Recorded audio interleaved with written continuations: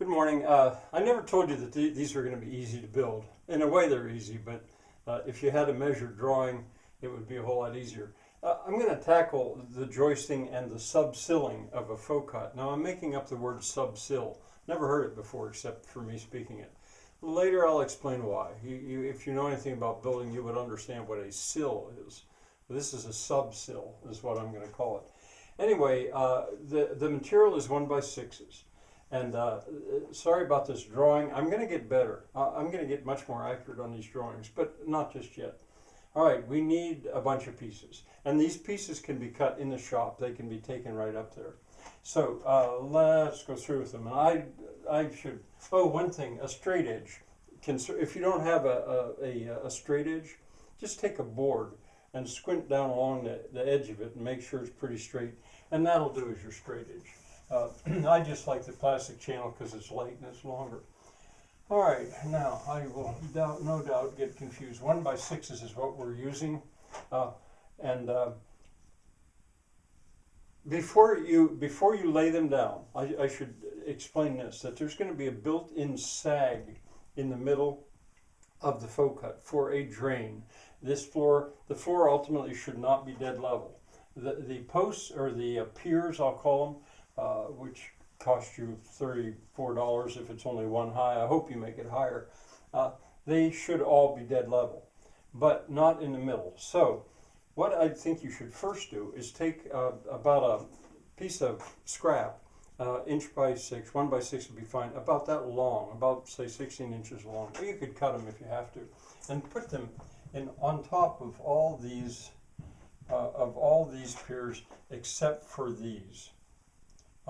You could, I guess you could, yes, and except for that one too. The internal ones, leave that inch board off, and there you could maybe put a 1/2 inch. It might not be bad to put a 1/2 inch board there, or you could put a 1/2 inch slat the whole way around, but not in the middle, because we want these to sag, and they will. This is green lumber. And another thing, brace yourself for this. The joists, we're going to lay them down. We're not going to put them on edge. They're going to be double 1x6s. The whole thing will be double 1x6s, but they're all going to be laying down. Now with the sill, that's not so surprising. But for a joist, you never do that. You always put a joist on edge. Not here, because we want it to sag, and we want to control that sag. I'm going to call that a built-in sag. And the reason for that is for a drain, so we don't have to get involved in complicated framing and cutting later on. Now, I better erase my calculations because I'll just get all the more confused. The whole distance here is 149 by 96. That's a whole difference. But since they're going to overlap, this is that built-up timber framing that I'll talk about later. This is a lap joint. There's going to be lap joints everywhere, I think. Well, in principle, I make the sides the long ones. That's my default.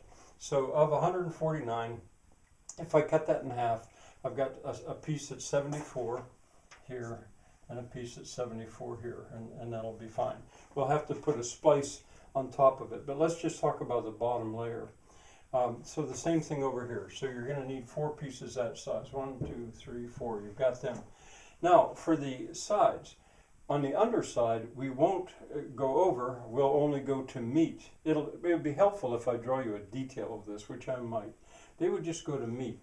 So they're going to be, the whole distance is 96, but they're going to be 84, because we're going to subtract 12 inches. Now notice I'm not talking about that quarter right now. I'm talking about, these need to really be the full length. This is important at this point, that you have exactly, or as close to exact as you can, 96 by 129. So we're going to need 4 of them. 1, 2, 3, 4. I single underlined the ones that are the bottom layer. Maybe I could get rid of them. That might make it a little bit easier. So we got 4 of those, and we've got 4 of those. Now, for the second layer, what I should do here is, on the bottom layer, we're going to need one that's going to be 21 inches. That would be here. So I should have single underlined that too. That takes care of the bottom layer. Now the second layer, well, for the splice right there and the splice right here, it should be a little less than 42 inches. Its purpose is really just a splice, and so we don't want to get interfering with what's here and what's here. So we need two of those. We need two. Now this time it's going to be their chance to run the whole way over. We're going to need 1, 2, 3, 4. We're going to need 4 of them that are, I should have, oh no, this is their chance to go the whole way over. So there's 4 of them, 1, 2, 3, 4, that are going to be 96. All right, that takes care of those. And on this upper layer, let's see, so we had 2 that were 41, that took care of them. 2 that are 96, I'm not so sure why I've got that on there. But anyway, and you're going to have 1 that would be going the whole way across here. That would give you that 2 foot plus 3 inches. Well, yeah, plus 3 inches. I think I was thinking at the time of putting a board this way, but I don't think that's necessary. So, not quite sure why I have the 2 that are 96 right there. I think that might have been a mistake. One other thing I'll just show you, because I'll probably use it next time, a chalk line. This is one of the things, if you've never seen this before, this may amaze you. Oops. I remember the first time I ever did this on a chalkboard in school, and I can remember hearing the kids gasp. If it'll just stay there. Yes, by using that, I'll be able to make much more precise drawings. Got to work on my chalk line though. Bye for now.